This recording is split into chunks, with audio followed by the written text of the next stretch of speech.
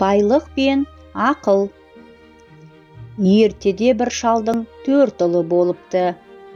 Бір күні шал ұлдарын жинап былай депті: мен қартайдым, біреуің үй егесі болатын уақыттарың жетті.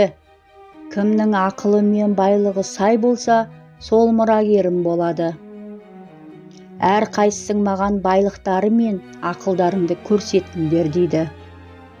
Үлкен ұлы асыл тасты жүзік салған қолын көрсетіп, міне менің байлығым.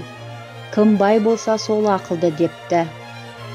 Екінші ұлы асыл киімдерін киіп әшекейленіп келеді де, мені осы түрімді көрген ақылды байлығым мен алдында бас ет дейді.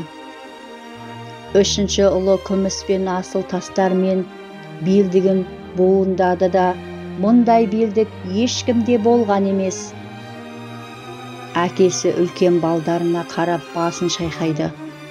Ең кіші ұлына: сен неге үндемей тұрсың? Сен қандай байлығымен мақтанасың дейді.